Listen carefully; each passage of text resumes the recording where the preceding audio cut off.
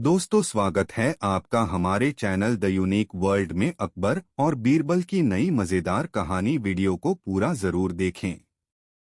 दोस्तों, बादशाह अकबर दरबार में आए तो उन्हें बीरबल कहीं नजर नहीं आए।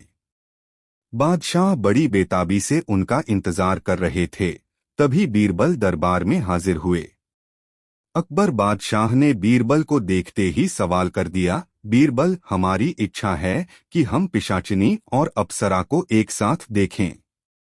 बीरबल यह सुनकर थोड़ी देर तक चुप रहे, फिर बोले, ठीक है हुजूर। यह कहकर बीरबल दरबार से बाहर आ गए और पूरे दिन वह इसी पर सोचते विचारते रहे। शाम के समय बीरबल एक वेश्या से मिले और उसे समझा बुझाकर अगले दिन दरबार में हाजिर होने के लिए तैयार किया। दूसरी सुबह दरबार लगा तो वह वेश्या बीरबल से आकर मिली। बीरबल अपनी पत्नी और वेश्या को लेकर दरबार में हाजिर हुए। बीरबल ने अपनी पत्नी का परिचय कराते हुए शहंशाह से कहा, हुजूर, यह अप्सरा है। मेरा जीवन और मेरा घर इसी के कारण स्वर्ग बना हुआ है। शहंशाह बीरबल की बातों से असंतुष्ट होते हुए कहा, मैं नहीं मानता। अप्सरा तो खूबसूरत होती है, तुम्हारी स्त्री तो साधारण सी है और दुबली पतली भी है। भला यह अप्सरा कैसे हो सकती है? बीरबल बोले, जहांपनाह, खूबसूरती सीरत और चरित्र की महत्वपूर्ण होती है, रूप की नहीं। इस स्त्री से मुझे स्वर्गिक सुख मिलता है, इसलिए यह अप्सरा है। यह कहने के बाद बीरबल ने वेश्या की ओर इशारा किया। उस पर नजर पड़ते ही बादशाह सहसा ही बोल पड़े, वाह, क्या सुंदरता है। बीरबल बोले, जहांपनाह, यह एक वेश्या है, यह महाठागिनी है और गले का फंदा है। यही है पिशाचिनी, जिसको एक बार पकड़ लेती है उसका सब कुछ बर्बाद करके ही उसका पीछा छोड़ती है, हुजूर। बादशाह ने जब बीरबल के मुख से दोनों औरतों के गुणों को सुना तो उनको पिशाचिनी और अप्सरा का अंतर समझ में आ गया। दोस्तों, कहानी कैसी लगी कमेंट बॉक्स में जरूर बताएं। दोस्तों, एक बार दरबारियों के साथ मिलकर अकबर बादशाह ने यह योजना बनाई कि देखें बीरबल को सच्चे दीन दुखियों की पहचान है या नहीं। बादशाह अकबर ने एक सैनिक को दीनहीन की वेशभूषा में बीरबल के पास यह कहकर भेजा कि यदि वह बीरबल से कुछ धन लेकर आएगा तो इसके बदले में हम स्वयं उसको इनाम देंगे। बीरबल मंदिर से पूजा अर्चना कर वापस आ रहे थे, तभी दीनहीन के वेश में वह सैनिक आकर बीरबल के सामने खड़ा हो गया और कहने लगा, हुजूर, मेरा पूरा परिवार एक हफ्ते से भूखा है। मैं स्वयं कई दिनों का भूखा हूँ। ईश्वर का कहना है कि भूखों को खाना खिलाना पुण्य का काम है। हुजूर, आप मुझे दान करके अवश्य ही पुण्य कमाएंगे। आप तो महादानी हैं। बीरबल ने उस दीनहीन को ऊपर से नीचे तक देखा और अगले पल ही समझ गए कि यह ऊपर से जैसा है, अंदर से वैसा नहीं है। बीरबल ने उस पर कोई ध्यान नहीं दिया और आगे बढ़ गए।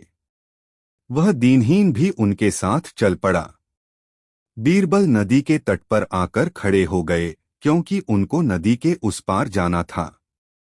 उन्होंने नदी पार करने के लिए जूती उतारकर हाथ में ली तो उस दीनहीन ने भी अपनी फटी पुरानी जूती उतारकर हाथ में ले ली। बीरबल ने जब नदी पार कर ली तब वह कंकरीले रास्ते से नंगे पांव ही आगे बढ़ गए। लेकिन वह दीनहीन कंकरीला रास्ता देखते ही खड़ा हो गया और झुककर अपनी जूती पहन ली, फिर वह चलने लगा। कुछ दूर तक वह बीरबल के साथ चला, फिर याचना भरी आवाज में वह बोला, हुजूर, आप तो बादशाह अकबर के दीवान हैं। सुना है बड़े दानी हैं। मुझ दीनहीन की पुकार लगता है आपने सुनी नहीं। बीरबल बोले, जो मुझे पापी बनाए, भला मैं उसको दान कैसे दे सकता हूँ? वह सैनिक चौंककर बोला, कैसी बात कर रहे हैं हुजूर? क्या मुझे दान देने से आप पापी हो जाएंगे? हाँ, मैं पापी हो जाऊंगा। शास्त्र कहते हैं कि शिशु का जन्म होने से पहले ही ईश्वर उसके भोजन की व्यवस्था माँ के स्तनों में दूध देकर कर देता है। ईश्वर व्यक्ति को भूखा उठाता है पर भूखा सुलाता नहीं है और तुम अपने आप को कई दिनों का भूखा बता रहे हो। इन सब बातों को देखने से तो यह लगता है कि ईश्वर तुमसे नाराज है। वह तुम्हें और तुम्हारे परिवार को भूखा ही रखना चाहता है। मैं तो ईश्वर का सेवक हूँ, उसकी मर्जी के खिलाफ मैं तुम्हें धन दे दूं तो वह मुझसे भी नाराज हो जाएगा। मैं ईश्वर के कार्यों में दखल नहीं दे सकता। माफ करना, मैं तुम्हारी कोई सहायता नहीं कर सकता, ऐसा तो कोई पापी ही कर सकेगा। बीरबल के इतना कहने पर वह दीनहीन अवाक रह गया और चुपचाप वहां से चला गया। दरबार में आकर उसने सारी बातें बता दीं। दूसरे दिन शहंशाह दरबार में आए तो बीरबल से कहा, बीरबल, तुम तो अपने आप को बहुत बड़ा दानी कहते हो। लोग भी तुम्हें धर्म कर्म वाला मानते हैं। हम भी तुम्हें एक रहम दिल और दयालु प्रवृत्ति का इंसान मानते हैं। हमें अफसोस है कि तुमने कल एक भूखे गरीब को खाली हाथ लौटा दिया। बीरबल, तुमने ऐसा क्यों किया? जहांपनाह, बीरबल मुस्कराते हुए बोले, मैंने किसी गरीब को खाली हाथ नहीं लौटाया बल्कि एक छद्म वेशधारी को वापस लौटा दिया, और मुझे इस बात की भी जानकारी है कि वह ढोंगी दीनहीन कोई और नहीं आपका ही सैनिक था और मेरी परीक्षा लेने के लिए आपने ही उसे भेजा था। बीरबल के इतना कहते ही दरबारियों के आश्चर्य का ठिकाना न रहा। अकबर बादशाह चौंकते हुए बोले, बीरबल, तुम्हें यह सब कैसे मालूम हुआ? हुजूर, उसके पांवों को देखकर। उसके पांव चिकने और कोमल थे। जब उसने कंकरीले रास्ते पर चलने के लिए जूती पहन ली तो मैं फौरन ही समझ गया कि यह कोई भूखा गरीब नहीं है। इसको तो नंगे पांव जमीन पर चलने की आदत ही नहीं है। जरूर बादशाह सलामत ने इसे यह देखने के लिए भेजा है कि बीरबल को सच्चे दीनहीन की पहचान है या नहीं। बीरबल यह कहकर चुप हो गए। शहंशाह अकबर बीरबल को गर्व से देखते हुए बोले, मुझे तुम पर और तुम्हारी अक्लमंदी पर गर्व है। बीरबल, तुमको धोखा देना इतना सरल नहीं है। सच और झूठ की पहचान करने के लिए बीरबल की तरह देखने और समझने की जरूरत है। दोस्तों, कहानी कैसी लगी कमेंट बॉक्स में जरूर बताएं। दोस्तों, बीरबल बहुत ही बुद्धिमान और हाजिर जवाब थे, जिससे उन्हें ज्यादातर लोग पसंद करते थे, और इसके साथ ही कुछ लोग बीरबल की हाजिर जवाबी के कारण उनसे जलते भी थे। बीरबल से जलने वालों ने एक दिन बीरबल को हमेशा के लिए रास्ते से हटाने का निर्णय लिया। अकबर बादशाह का जो हज्जाम था, इस काम के लिए बीरबल के दुश्मनों ने उससे सहायता मांगी। हज्जाम पहले तो तैयार नहीं हुआ, लेकिन जब उन्होंने उसे हीरो मोतियों से लाद देने का लालच दिया तो वह हज्जाम डरते डरते ही सही पर तैयार हो गया। अगली सुबह हज्जाम महल में बादशाह अकबर की हजामत बनाने पहुंचा। बादशाह सलामत चुपचाप हजामत बनवाने लगे। हज्जाम बाल काटते हुए बोला, जहां पनाह, मैं यह कहते कहते हज्जाम चुप हो गया। बादशाह बोले, बोलते बोलते रुक क्यों गए? जो कहना है बेहिचक कहो। हुजूर, आप तो अपने स्वर्गवासी पुरखों के विषय में कभी सोचते विचारते ही नहीं। हज्जाम इतना बोलकर चुप हो गया। बादशाह की रुचि हज्जाम की बातों में बढ़ गई। वह बोले, मैं उनके लिए लाख सोचने के बाद भी कुछ नहीं कर सकता, वे तो अब जिंदा ही नहीं हैं। हज्जाम की अब हिम्मत बढ़ गई। वह बोला, जहां पनाह, आपके पुरखे स्वर्ग में ही तो हैं। वहां किसी को भेजकर यह तो जाना ही जा सकता है कि वे किस हाल में हैं। क्या ऐसा हो सकता है? बादशाह के चेहरे पर खुशी पसर गई। उन्हें हजाम की सलाह काफी पसंद आई। वे बोले, लेकिन किसी को स्वर्ग में कैसे भेजा जा सकता है? हज्जाम मन ही मन खुश होते हुए बोला, यह तो बहुत ही आसान काम है हुजूर। किसी खुले स्थान में चिता सजाकर उसमें किसी बुद्धिमान व्यक्ति को बैठा दिया जाए तो वह चिता की लपटों के साथ सीधे स्वर्ग में पहुंच जाएगा। हजाम की यह योजना बादशाह को भी पसंद आई, लेकिन उन्होंने अगले पल ही सवाल कर दिया, योजना तो ठीक है, पर इस तरह से जलने को कौन तैयार होगा? हज्जाम ने सुझाव दिया। जहां पनाह, बीरबल राज्य के सबसे चतुर व बुद्धिमान व्यक्ति हैं। इस कार्य के लिए उनसे अधिक योग्य दूसरा कोई व्यक्ति नहीं हो सकता। अकबर बादशाह यह सुनकर गंभीर हो गए, क्योंकि वह समझ गए थे कि बीरबल को जान से मारने के लिए चाल चली जा रही है। फिर भी वह अनाड़ी ही बने रहे और बोले, बहुत खूब, हाँ, इस काम के लिए बीरबल ही सही व्यक्ति रहेंगे। हज्जाम बाल काट कर चला गया। बादशाह अकबर ने दरबार में आते के साथ ही इस योजना की घोषणा दरबार में कर दी। इसके बाद बीरबल को देखते हुए कहा, बीरबल, अब तुम ही स्वर्ग जाओ और वहां से लौटकर हमें बताओ कि हमारे पुरखों को किस चीज की जरूरत है। बीरबल बोले, हुजूर, आपके मन में यह विचार कहाँ से आया?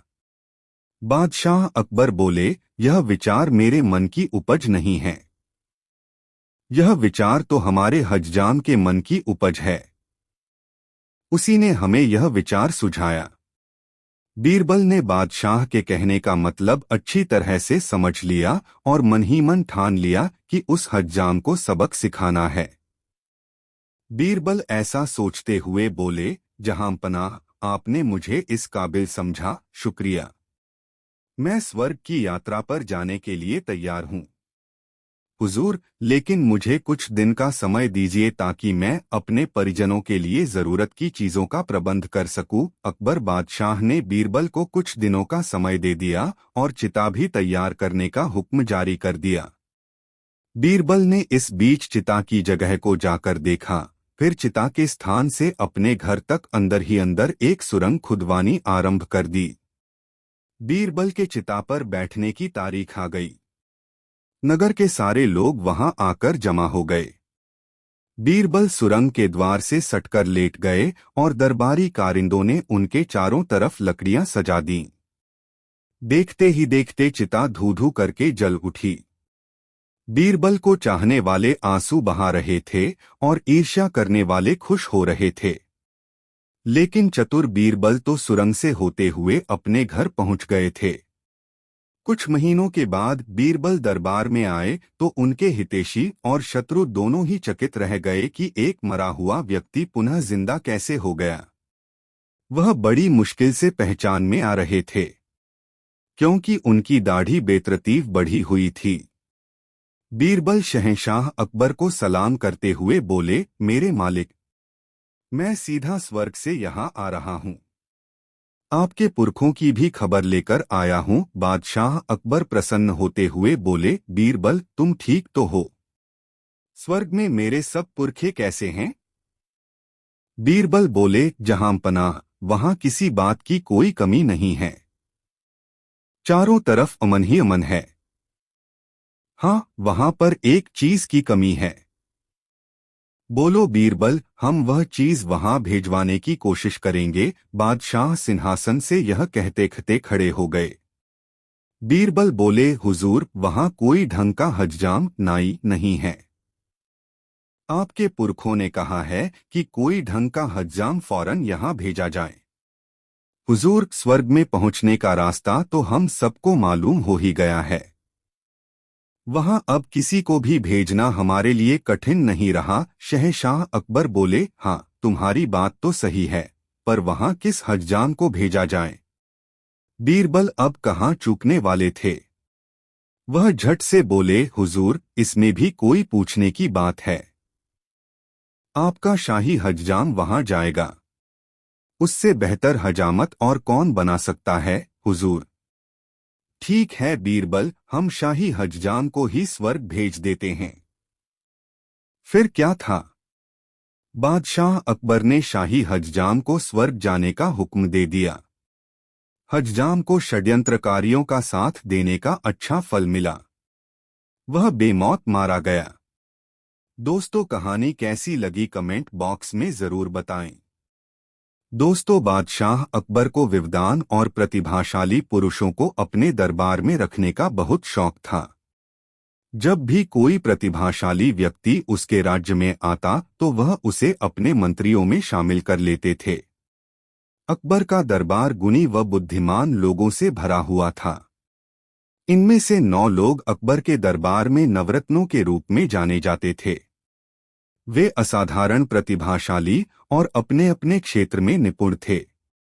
उन्हीं दिनों महेशदास नाम का एक युवका अकबर के राज्य में एक छोटे से गवा में रहता था। उसने अपने पूरा जीवन इसी गवा में व्यतीत किया था। अब वह दुनिया की यात्रा करना चाहता था। उसने बादशाह के महल व बड़े नगरों के बारे में बहुत सारी कहानियां सुनी थीं।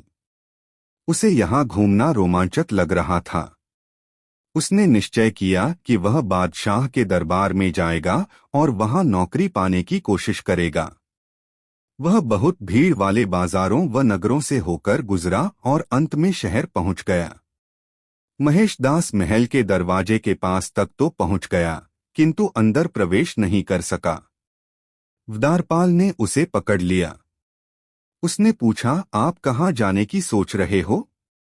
महेशदास ने उत्तर दिया, मैं बादशाह को देखने जा रहा हूँ। द्वारपाल ने जोर से हंसकर कहा, मुझे लगता है उन्होंने तुम्हें व्यक्तिगत रूप से अपने भोजन कक्ष में रात के खाने के लिए आमंत्रित किया है। महेशदास शांत रहा। द्वारपाल ने पुनः कहा, तुम्हारे लिए बादशाह को देखना संभव नहीं है। वह बहुत ही व्यस्त हैं। मुझे बादशाह का आदेश है कि किसी को भी अंदर नहीं जाने दिया जाए। महेशदास ने द्वारपाल से अंदर जाने के लिए आग्रह किया।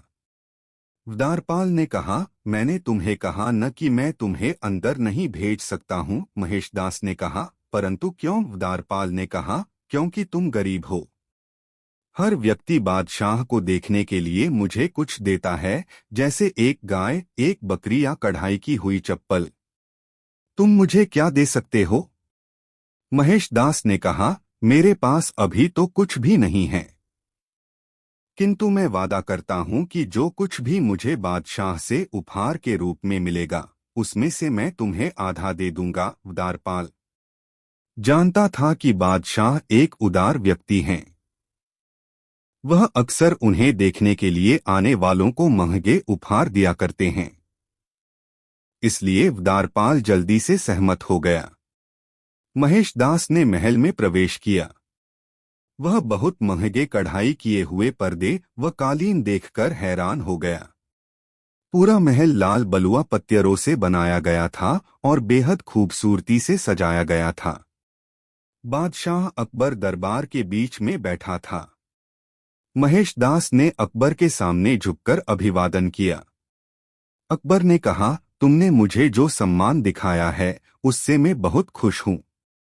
बताओ, बदले में तुम्हें मुझसे क्या चाहिए? महेशदास ने कहा, जहांपना, यदि ऐसा है तो मुझे 100 कोड़े मेरी नंगी पीठ पर बरसाने का इनाम दें। सम्राट बहुत हैरान हो गया। उसने कहा, यह तो बहुत अजीब इनाम है। तुम क्यों मुझसे ऐसा इनाम मांग रहे हो? महेशदास ने कहा, महाराज, जब मैं आपसे मिलने के लिए आ रहा था तो द्वारपाल ने मुझसे कहा कि आपसे जो मुझे प्राप्त होगा उसका आधा मुझे उसे देना होगा। बादशाह अकबर हंस पड़े और बोले, यह एक गंभीर विषय है। इसका मतलब है कि द्वारपाल अपना काम करने के लिए रिश्वत लेता है। इसकी सजा उसे मिलनी चाहिए। द्वारपाल को पकड़कर लाया गया और उसे रिश्वत लेने के अपराध में 100 कोड़े मारने की सजा दी गई। फिर अकबर ने महेशदास से कहा, तुम बहुत ही चतुर व्यक्ति हो। क्यों नहीं तुम मेरे दरबार में मंत्री के रूप में शोभा ढाओ? महेशदास इस अवसर को पाकर बहुत खुश था। उस दिन से बीरबल व उसकी बुद्धि की कहानियां दूर दूर तक व्यापक रूप से फैलनी शुरू हो गईं। दोस्तों, वीडियो को एक लाइक जरूर करें। दोस्तों, एक दिन 2 कवि किसी दूर राज्य से दरबार में आए। उन्होंने सबको अपने गीतों और कविताओं से खुश कर दिया। बादशाह ने उन्हें इनाम दिया। उन कवियों ने पहले इतना सोना नहीं देखा था। वे फूले नहीं समा रहे थे। तभी बादशाह ने उनको राजसी कपड़े देने की आज्ञा दी। तभी उनमें से एक कवि ने धन्यवाद रूपी कविता सुनाने की आज्ञा मांगी। बादशाह अकबर ने उसको आज्ञा दी और कवि कविता सुनाने लगा। वह बादशाह की बहादुरी और दयालुता के बारे में बोलने लगा। उसने अकबर की शिक्षा और बुद्धिमानी की प्रशंसा की। उसने यह कहते हुए अपनी कविता समाप्त की, बादशाह अकबर अब तक के सभी राजाओं से महान हैं, वह ईश्वर से भी महान हैं। इसके साथ उसने झुककर सलाम किया और दरबार छोड़ दिया। बादशाह अकबर ने चारों तरफ देखा, उनकी आंखों में शरारत भरी चमक थी। तो वे बोले, तो देखा, अब मैं ईश्वर से भी महान हूँ। दरबार में सभी व्यक्ति बादशाह को अचरज भरी नजरों से देखने लगे। क्या इन्होंने सच में कवि के शब्दों पर भरोसा कर लिया? शायद नहीं, लेकिन उन्हें भरोसा भी नहीं था। बादशाह अकबर ने अपने सभी मंत्रियों, सेनापतियों, सलाहकारों की ओर देखा। वह यह देखना चाहते थे कि उनमें सच बोलने की ताकत है या नहीं।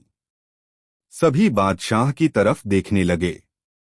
तो क्या सभी लोग मेरी इस बात से सहमत हैं? बादशाह कुछ चिढ़ते हुए बोले। किसी में भी असहमति दिखाने की हिम्मत नहीं थी। धीरे धीरे एक के बाद एक झुककर बादशाह को सलाम करते हुए बोले, हाँ जहां पनाह, आप ठीक कहते हैं। बादशाह अकबर सोचने लगे, सभी दरबारी मूर्खता दिखा रहे हैं। वे बीरबल की तरफ मुड़े और बोले, और तुम बीरबल, क्या तुम भी सहमत हो? हाँ, क्यों नहीं, बीरबल ने तुरंत जवाब दिया। बादशाह की चिढ़ बढ़ने लगी। जहां पनाह, आप वह कर सकते हैं जो ईश्वर नहीं कर सकता। बीरबल बोले, अगर आपका कोई विषय आपको नाखुश करता है, जहां पनाह, आप उसे या तो तीर्थयात्रा पर भेज देते हैं या अपनी सल्तनत से मिटा देते हैं। लेकिन ईश्वर नहीं।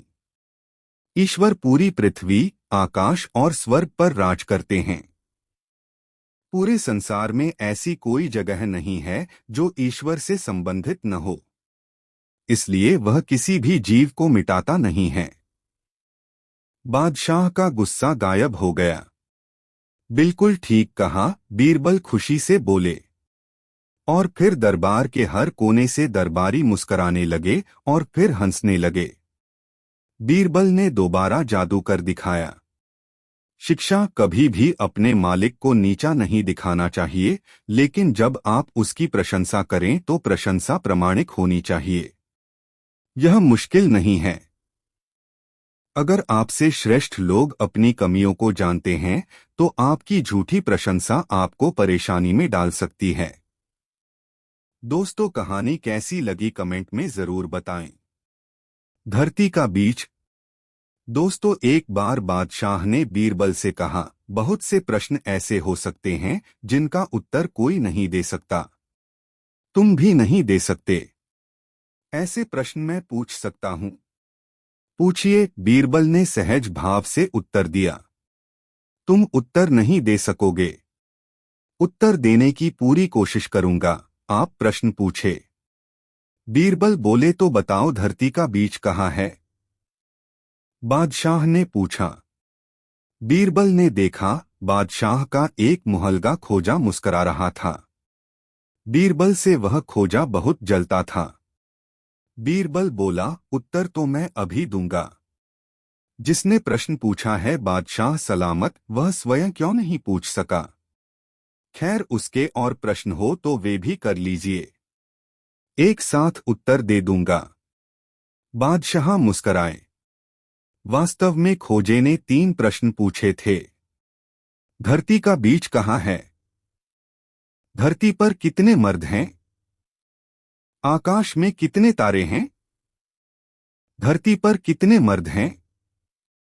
तीनों प्रश्न जब बादशाह ने दोहरा दिए तो बीरबल ने कहा, पहले प्रश्न का उत्तर यह है कि धरती का बीज यह है, यहाँ। बीरबल ने 2 कदम चलकर पाँव जमीन पर मारा। फिर खोजा की ओर देखकर बोला, चाहे तो यह खोजा नाप जोख सकता है। दूसरे प्रश्न का उत्तर यह है कि जितने बाल खोजे के सिर पर हैं, उतने ही आकाश में तारे हैं। विश्वास न हो तो गिनकर देख ले।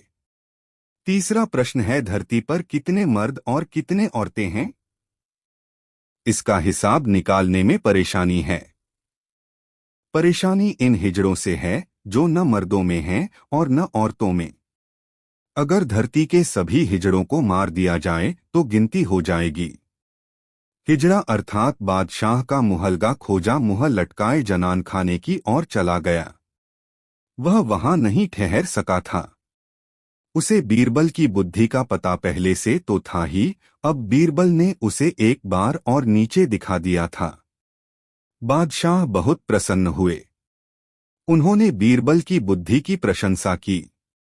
दोस्तों, वीडियो को एक लाइक जरूर करें। दोस्तों, बादशाह अकबर एक सुबह उठते ही अपनी दाढ़ी खुजलाते हुए बोले, अरे कोई है। तुरंत एक सेवक हाजिर हुआ। उसे देखते ही बादशाह बोले, जाओ जल्दी बुलाकर लाओ, फौरन हाजिर करो। सेवक की समझ में कुछ नहीं आया कि किसे बुलाकर लाए, किसे हाजिर करे। बादशाह से पलटकर सवाल करने की तो उसकी हिम्मत ही नहीं थी। उस सेवक ने यह बात दूसरे सेवक को बताई। दूसरे सेवक ने तीसरे को और तीसरे ने चौथे को। इस तरह सभी सेवक यह बात जान गए और सभी उलझन में पड़ गए कि किसे बुलाकर लाएं, किसे हाजिर करें। बीरबल सुबह घूमने निकले थे। उन्होंने बादशाह के निजी सेवकों को भाग दौड़ करते देखा तो समझ गए कि जरूर बादशाह ने कोई अनोखा काम बता दिया होगा जो इनकी समझ से बाहर है। उन्होंने एक सेवक को बुलाकर पूछा, क्या बात है? यह भागदौड़ क्यों हो रही है? सेवक ने बीरबल को सारी बात बताई। महाराज, हमारी रक्षा करें। हम समझ नहीं पा रहे हैं कि किसे बुलाना है। बादशाह ने कहा कि जल्दी बुलाकर लाओ। अगर जल्दी बुलाकर नहीं ले गए तो हम पर आफत आ जाएगी। बीरबल ने पूछा, यह बताओ कि हुक्म देते समय बादशाह क्या कर रहे थे? बादशाह के निजी सेवक, जिसे हुक्म मिला था, उरो बीरबल के सामने हाजिर किया तो उसने बताया, जिस समय मुझे तलब किया उस समय तो बिस्तर पर बैठे अपनी दाढ़ी खुजला रहे थे। बीरबल तुरंत सारी बात समझ गए और उनके होठों पर मुस्कान उभर आई। फिर उन्होंने उस सेवक से कहा, तुम हज्जाम को ले जाओ। सेवक हज्जाम को बुला लाया और उसे बादशाह के सामने हाजिर कर दिया। बादशाह सोचने लगे, मैंने इसे यह तो बताया ही नहीं था कि किसे बुलाकर लाना है। फिर यह हज्जाम को लेकर कैसे हाजिर हो गया? बादशाह ने सेवक से पूछा, सच बताओ, हज्जाम को तुम अपने मन से ले आए हो या किसी ने उसे ले आने का सुझाव दिया था? सेवक घबरा गया, लेकिन बताए बिना भी तो छुटकारा नहीं था। बोला, बीरबल ने सुझाव दिया था, जहांपना। बादशाह बीरबल की बुद्धि पर खुश हो गया। शिक्षा, कुछ समस्याओं के हल साधारण से हो सकते हैं अगर आपको पता हो कि उस परिस्थिति में क्या करना है। किसी भी अजीब परिस्थिति से निपटने के लिए अवलोकन और सूझ एक महत्वपूर्ण भूमिका अदा करते हैं। सैनिक तो बादशाह की उंगलियों का इशारा नहीं समझ पाए, लेकिन बीरबल समझ गया कि आदेश देते समय बादशाह अपनी उंगलियां दाढ़ी पर फिरा रहे थे, तो बुलाओ का अर्थ नाई को बुलाने से था। दोस्तों, यह कहानी अपने मित्रों को जरूर शेयर करें। दोस्तों, एक धनवान कंजूस व्यक्ति की तारीफ में एक कवि कविता लिखकर उससे मिला और कवि ने अपनी कविता बड़ी शान से पढ़कर उसे सुनाई। वह कंजूस समझ गया कि यह कवि उससे कुछ लेने के लिए ही यहाँ आया है। प्रशंसा में कविता पढ़ना तो एक बहाना है। कंजूस ने सोचा कि क्यों न मैं भी इसे अपनी बातों से खुश करके यहाँ से जाने पर मजबूर कर दूं। यह सोचते हुए वह कंजूस बोला, बहुत खूब कवि महोदय, आपने मेरी तारीफ में बहुत अच्छी कविता लिखी है। कल आप आइए, मैं आपकी मुराद अवश्य पूरी करूंगा। कवि वापस चला गया। कंजूस बहुत ही खुश हुआ कि चलो बला टली। कुछ देना न पड़ा और बात भी बन गई। दूसरे दिन कवि कुछ धन पाने के लालच में कंजूस से मिलने आया। कवि पर नजर पड़ते ही कंजूस बोला, तुम कौन हो भाई? किससे मिलना है? यह कहकर कंजूस ने ऐसा नाटक किया जैसे उसने कवि को कभी देखा ही न हो। कवि आश्चर्य से चौंकते हुए बोला, महोदय, आप यह क्या कह रहे हैं? कल ही तो मैं आपसे मिला था और आपकी तारीफ में खूबसूरत सी कविता भी लिखकर सुनाई थी। आप इतने कम समय में ही मुझे भूल गए। कंजूस बोला, कल की बात आज करने से कोई लाभ नहीं। जैसे कल तुमने मुझे कविता सुनाई वैसे ही मैंने भी अपनी मीठी मीठी बातें तुम्हें सुना दी थीं। न तो तुमने मुझे कुछ दिया और न मैंने तुम्हें कुछ दिया। हिसाब बराबर हो गया। अब तुम मेरा पीछा छोड़ो। कंजूस के इतना कहने पर वह कवि वहां से सीधे घर आया और अपने एक दोस्त के साथ बीरबल से मिला और अब तक जो हुआ था वह सब बीरबल को बता दिया। बीरबल बोले, कवि महोदय, आप एक हफ्ते के बाद अपने इस दोस्त को उस कंजूस के यहाँ भेजना।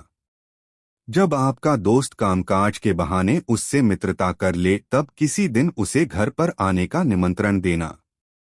उस दिन मुझे भी बुला लेना, लेकिन इतना अवश्य ध्यान रहे कि उसे केवल न्योता देना है, खाना नहीं खिलाना है। बीरबल यह कहकर दरबार के कामकाज में तल्लीन हो गए। कवि का मित्र कुछ ही रोज में कंजूस से काफी घुल मिल गया। जब मित्रता गाढ़ी हो गई तब एक दिन कंजूस को उस व्यक्ति ने खाने का निमंत्रण दिया। कंजूस ने निमंत्रण स्वीकार कर लिया। बीरबल और कवि को भी इसकी खबर कर दी। कवि वेश बदलकर दोस्त के घर आ पहुंचे। बीरबल भी वेश बदलकर आ गए। थोड़ी देर बाद कंजूस भी आ गया। उन तीनों ने ही कंजूस की बड़ी आवभगत की और कंजूस से तरह तरह की मीठी बातें करने लगे। कंजूस भूखा था क्योंकि वह घर से खाकर नहीं चला था और दावत के नाम पर सुबह से ही कुछ खाया नहीं था। जब उसे भूख कुछ अधिक ही सताने लगी तो परेशान होकर कंजूस बोला, अरे भाई, खाने पीने का भी इंतजाम है या ऐसे ही बैठे रहना है? कवि के मित्र ने कहा, मित्र, मैंने तुम्हें भोजन के लिए नहीं बुलाया है। मैंने तो तुम्हें केवल भोजन का निमंत्रण देकर प्रसन्न किया है। यह सुनते ही कंजूस ने उन तीनों को ध्यान से देखा, फिर कवि को तुरंत ही पहचान लिया। कंजूस ने अपनी गलती के लिए क्षमा मांगी और कवि को वाजिब इनाम दिया तथा इस घटना से अच्छी सीख ली। दोस्तों, कहानी कैसी लगी कमेंट में जरूर बताएं।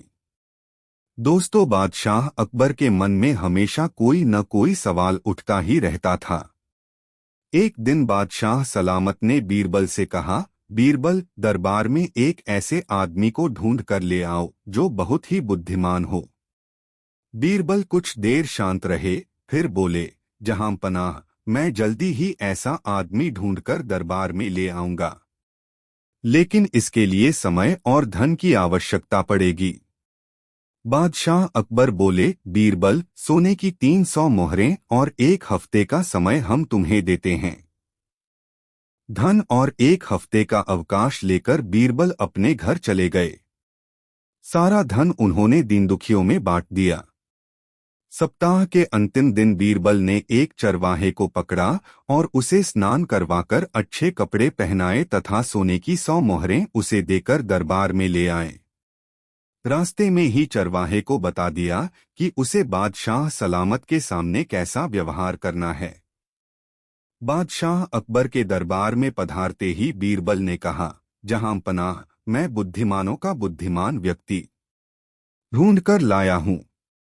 शहंशाह ने चरवाहे को देखते हुए पूछा, तुम्हारे माता पिता तुम्हें क्या कहकर बुलाते हैं? तुम कहाँ के रहने वाले हो? तुम कौन सी खास बात जानते हो? एक साथ इतने सवाल बादशाह अकबर ने कर दिए, लेकिन चरवाहे ने किसी भी सवाल का जवाब नहीं दिया क्योंकि बीरबल ने उसे पहले से ही चुप रहने के लिए कहा था। बादशाह ने शिकायत भरे लहजे में बीरबल से कहा, बीरबल, यह कहीं गूंगा और बहरा तो नहीं है? इसने तो हमारे किसी भी सवाल का जवाब नहीं दिया। भला यह बुद्धिमानों का बुद्धिमान कैसे हो सकता है? बीरबल ने शीश नवाकर कहा, हुजूर, यह इसकी बुद्धिमानी है। इसने अपने बड़े बूढ़ों से सीख रखा है कि राजा और स्वयं से अधिक समझदार व्यक्ति के सामने चुप रहने में ही भलाई है। यह उनसे मिले ज्ञान का अनुसरण कर रहा है। बादशाह अकबर बीरबल के इस तर्क के आगे अब क्या बोलते। वे मुस्कराकर ही रह गए और चरवाहे को इनाम देकर सम्मान के साथ दरबार से विदा किया। अंधे ही अंधे। अकबर ने एक दिन प्रश्न किया, दुनिया में अंधे अधिक हैं या आंखों वाले? अंधे, बीरबल ने उत्तर दिया। क्या बात करते हो? दुनिया में अंधे ज्यादा होते तो कोई भी काम नहीं चलता। चलता रहता है, काम भी चलता रहता है, फिर भी अंधों की संख्या ज्यादा है। सिद्ध करो। बीरबल ने चुनौती स्वीकार कर ली। एक दिन वह सार्वजनिक स्थान पर पुस्तक पढ़ने बैठ गए। उन्होंने अपने पास एक कागज और कलम रख लिया। उनके पास जो भी आता यही पूछता, आप यह क्या कर रहे हो? बीरबल उसी का नाम सूची में लिख लेते। बादशाह भी आए। उन्होंने भी पूछा। बीरबल ने उनका नाम भी अंधों की सूची में लिख दिया। अगले दिन बीरबल ने नामों की वह सूची बादशाह को दी, जिसमें सभी अंधों के नाम लिखे गए थे। अंधों की सूची में अपना नाम देखकर बादशाह ने पूछा, तुमने मेरा नाम भी लिखा है? ऐसा क्यों किया? क्या मैं अंधा हूं? इस पर बीरबल ने उत्तर दिया, यह सूची कल ही बनाई थी जब मैं पुस्तक पढ़ रहा था। फिर कल सभी मिले। आप भी मिले। आपने भी अन्य लोगों की तरह पूछा कि क्या कर रहे हो? जबकि दिखाई दे रहा था कि मैं पुस्तक पढ़ रहा था, बीरबल ने बताया। बादशाह मुस्कुरा दिए। उन्होंने स्वीकार किया, बीरबल, तुमने सिद्ध कर दिया कि अंधे अधिक हैं। जी हाँ, जिनके आंखें नहीं हैं वे तो अंधे होते ही हैं। लेकिन आंखों वालों में भी अधिकांश ऐसे होते हैं जैसे इस सूची में हैं। भ्रष्ट कर्मचारी। दोस्तों, अकबर बादशाह का दरबार लगा हुआ था। दरबारी अपने अपने स्थानों पर बैठे हुए थे। बीरबल का आसन अलग से दिखाई दे रहा था। तभी दो सिपाही एक आदमी को लेकर हाजिर हुए। उनमें से एक ने बताया, जहांपना, इस आदमी को रिश्वत लेते हुए पकड़ा गया है। अकबर ने पूछा, इस आदमी को किस काम पर लगाया था? जहांपना, यह अनाज के गोदाम में काम करता है। सिपाही बताया। बादशाह अकबर ने उसे हवालात में बंद करने का आदेश दिया और बीरबल से बोले, बीरबल, तुम्हारी क्या राय है? क्या इंसान को उसका पद भ्रष्टाचारी बना देता है?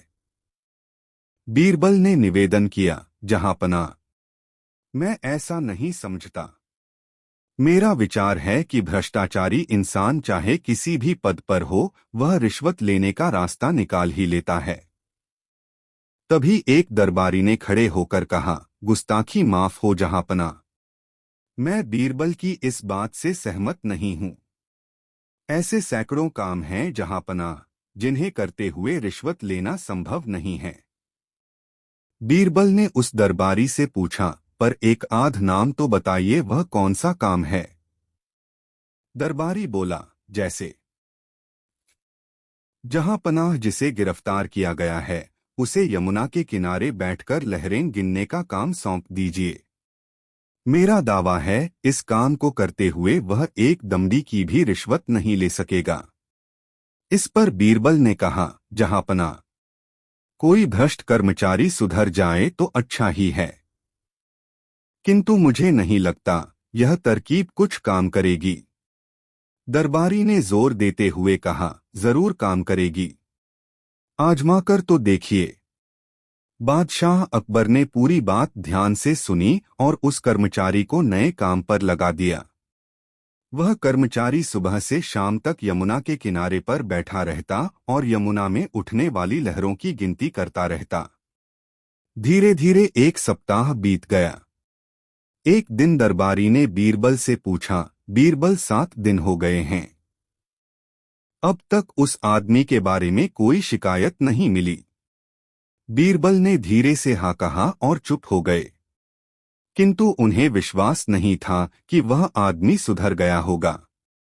उन्होंने बादशाह से निवेदन किया, जहांपना, क्यों न वहां चलकर खुद देखा जाए। अकबर ने कहा, हाँ बीरबल, कल सुबह हम वहां खुद जाएंगे। दूसरे दिन बीरबल और बादशाह अकबर ने व्यापारी का वेश बनाया। उन्होंने एक नाव ली और यमुना के किनारे पर चल दिए। वह कर्मचारी यमुना के किनारे बैठकर अपने रजिस्टर में कुछ लिख रहा था। तभी बीरबल की नाव किनारे के पास पहुंची। कर्मचारी वहीं से चिल्लाया, ऐ तुम लोग क्या कर रहे हो? व्यापारी बने हुए बीरबल ने कहा, भैया हम अपनी नाव चला रहे हैं। आपको कोई परेशानी हुई क्या? वह आदमी वहीं से चिल्लाया, क्या तुम्हें पता नहीं है कि बादशाह सलामत ने मुझे यमुना की लहरों का हिसाब रखने के लिए नियुक्त किया है। तुमने मेरा सारा हिसाब गड़बड़ कर दिया। तुम्हें इसकी सजा मिलेगी। बीरबल बोले, सचमुच हमसे भूल हो गई है। हम माफी मांगते हैं। कर्मचारी बोला, मैं ऐसे माफ नहीं कर सकता। हाँ, अगर तुम लोग 50 अशर्फिया दो तो माफ कर सकता हूं। यह तो बहुत ज्यादा है भैया। कुछ तो कम करो। बीरबल बोले, नहीं, इससे कम पर समझौता नहीं हो सकता। कर्मचारी बोला। तभी व्यापारी के कपड़े में बादशाह अकबर वहां आ गए। उन्होंने वहीं से कहा, नहीं, हम 50 की जगह 100 देंगे, लेकिन अशर्फिया नहीं। 100 कोड़े। कर्मचारी ने ध्यान से व्यापारी की तरफ देखा। अब उसे अपनी भूल का पता चला। वह बादशाह के पैरों में गिर पड़ा और बोला, माफ करें जहांपना, मैं आपको पहचान न सका। बादशाह ने बीरबल की ओर देखा और कहा, तुम ठीक कहते थे बीरबल। कोई भी काम हो, भ्रष्ट अफसर उसमें पैसा ऐंठने का मौका निकाल ही लेते हैं। जी जहांपना, आप ठीक कहते हैं।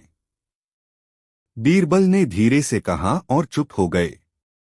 दोस्तों, वीडियो को एक लाइक जरूर करें। दोस्तों, एक बार बीरबल अपने किसी काम से काबुल गए। उनकी वेशभूषा देखकर लोगों ने वहां के बादशाह को शिकायत कर दी। काबुल के बादशाह के सैनिक बीरबल को दरबार में लेकर आए। काबुल के बादशाह ने उनसे पूछा, आप कौन हैं और यहाँ किस मकसद से आए हैं? बीरबल बोले, मैं एक मुसाफिर हूँ और देश विदेश की यात्रा करता रहता हूँ। काबुल के बादशाह ने कहा, तब तो तुम्हें देश विदेश के अनेक राजाओं के बारे में पता होगा। बताओ, तुमने कहीं हमारे जैसा बादशाह देखा है? बीरबल सिर झुकाकर बोले, हुजूर, आप तो पूनम के चांद हैं। आप जैसा अन्य बादशाह भला कौन हो सकता है? काबुल का बादशाह मन ही मन खुश होता हुआ बोला, हम पूनम के चांद हैं तो तुम्हारा बादशाह क्या है? बीरबल सीना तानकर बोले, हुजूर, हमारा शहंशाह तो दूज का चांद है। काबुल का बादशाह स्वयं को पूनम का चांद समझकर खुशी के मारे गदगद हो गया और बीरबल को छोड़ दिया और सादर अपने दरबार में बैठाया। दूसरे दिन बीरबल को वस्त्राभूषणों से नवाज कर विदा किया। बीरबल वहां से दिल्ली पहुंचे तो उन्होंने अपने मित्रों को यह बात सुनाई। यह बात एक मुंह से दूसरे मुंह होते हुए शाही दरबार तक भी पहुंच गई। बीरबल से जो दरबारी ईर्ष्या करते थे, उन्होंने इस बात को नमक मिर्च लगाकर बादशाह अकबर के सामने पेश कर दिया। अकबर बादशाह को यह बात बड़ी ही बुरी लगी। अगले दिन बीरबल दरबार में पधारे तो शहंशाह ने बीरबल से कहा, बीरबल, हम क्या सुन रहे हैं? तुम काबुल गए थे।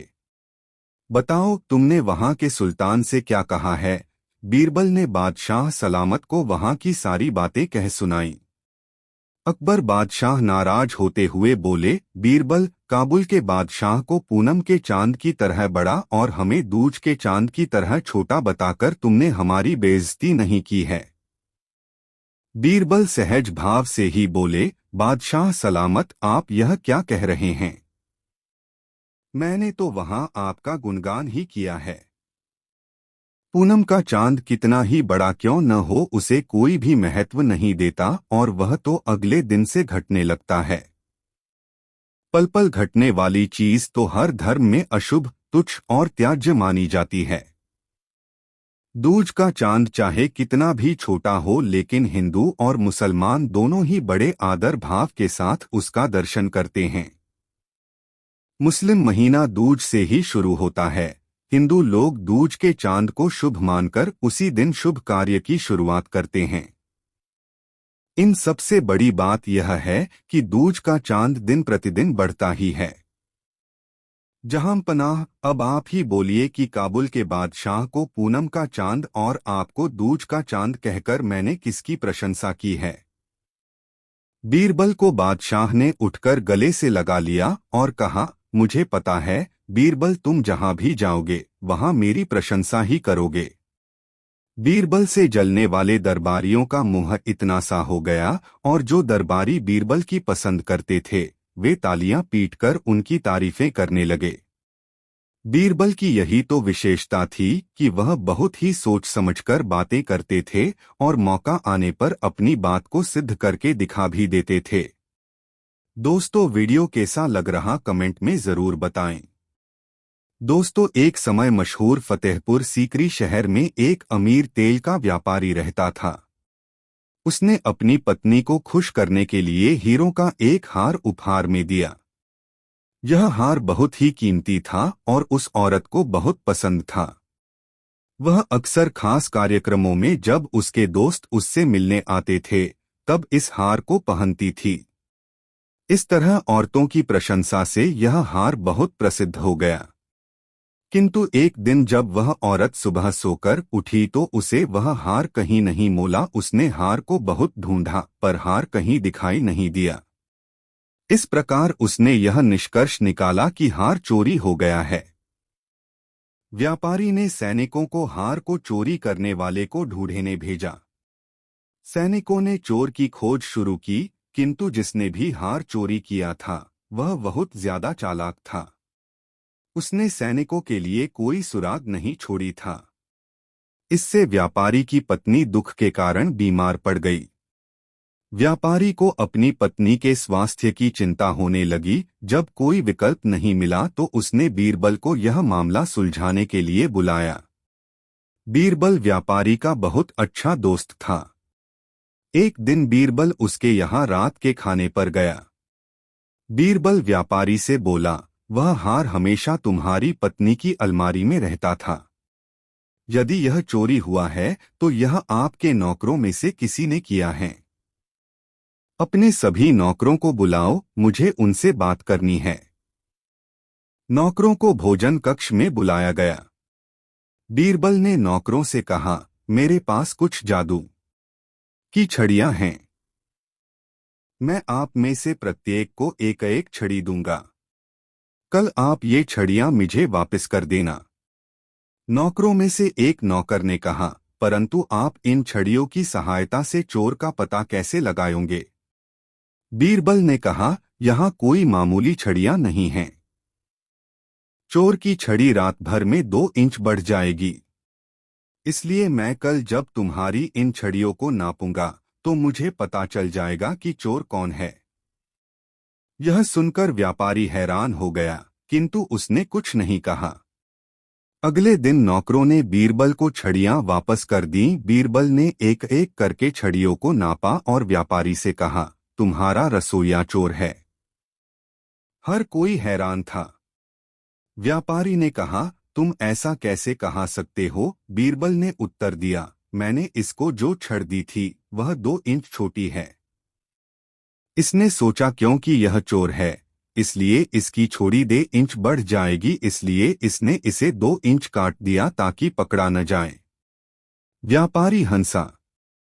रसोइये ने हार वापस कर दिया और अपनी नौकरी खो दी। हर किसी ने बीरबल की बुद्धिमानी की तारीफ की। दोस्तों, एक बार आगर शहर में एक कसाई रहता था। वह एक ईमानदार व्यक्ति था जो न तो मिलावटी मांस बेचता था और न ही मांस का अधिक दाम लेता था। बेहतरीन मांस बेचने के कारण उसके शहर में बहुत सारे ग्राहक थे। शहर में हर किसी को उसकी दुकान के बारे में पता था और वे अपने परिवार व दोस्तों को भी उसकी दुकान की सिफारिश करते थे। त्योहारों के समय में उसकी दुकान में लोगों की भीड़ लगी रहती थी और वह कसाई पूरे दिन उनकी सेवा में व्यस्त रहता था। ऐसे ही एक दिन एक अनाज का व्यापारी कसाई की दुकान में आया। कसाई उस समय पैसे गिन रहा था। व्यापारी ने उसे 1 किलो मांस देने को कहा।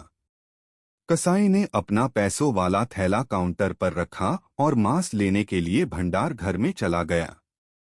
परंतु जब वह वापस आया तो यह देखकर हैरान रह गया कि पैसों वाला थैला अब वहां नहीं था। कसाई ने बहुत गुस्से में कहा, श्रीमान माफ करना, मुझे लगता है आपने मेरा थैला चुराया है। मैं उसे मांस लेने जाने से पहले मेज पर छोड़कर गया था। व्यापारी बोला, तुम्हारी हिम्मत कैसे हुई मुझे चोर कहने की? यह मेरे पैसों का थैला है, मैं दुकान से अपने साथ लाया था। कसाई ने कहा, मैं तुम पर कैसे विश्वास कर लूं कि तुमने मेज से मेरा थैला नहीं लिया है? व्यापारी ने उत्तर दिया, मैं तुम पर कैसे विश्वास कर लूं कि तुम मेज पर थैला छोड़कर गए थे? ये सब तुम इसलिए बता रहे हो ताकि मैं मजबूर होकर अपना थैला तुम्हें दे दूंगा। कसाई और व्यापारी की लड़ाई बाहर तक आ गई। बहुत से लोग उनके चारों ओर इकट्ठे हो गए। आखिरकार किसी ने उन्हें बीरबल के पास जाने का सुझाव यह कहकर दिया कि उसके पास इस समस्या का हल मिल जाएगा। इसलिए व्यापारी और कसाई बीरबल के पास गए। बीरबल ने ध्यान से पैसे को जांचा परखा। फिर उसने व्यापारी से कहा, क्या तुम खून का व्यापार करते हो? व्यापारी हैरान था। उसने कहा, नहीं श्रीमान, मैं तो अनाज का व्यापार करता हूँ। मैं बहुत ज्यादा खून देखकर डर जाता हूँ और मुझे चक्कर आने लगते हैं। मैं इससे जितना ज्यादा हो सके दूर रहने की कोशिश करता हूँ। बीरबल मुस्कराया और उसने थैला कसाई के हाथों में रख दिया। बीरबल ने कहा, थैले पर खून के धब्बे हैं। कुछ सिक्कों पर भी खून के धब्बे लगे हुए हैं। अगर आपको खून से इतना ही डर लगता है तो यह बग आपका नहीं हो सकता है। व्यापारी को चोरी के लिए दंड दिया गया। कसाई ने बीरबल को धन्यवाद किया और खुशी खुशी अपनी दुकान की चल दिया। दोस्तों, कहानी कैसी लगी कमेंट में ज़रूर बताएं। ऐसी और नई मज़ेदार कहानी सुनने के लिए हमारे चैनल द यूनिक वर्ल्ड को सब्सक्राइब ज़रूर करें। वीडियो अपने मित्रों को ज़रूर शेयर करें। वीडियो देखने के लिए धन्यवाद।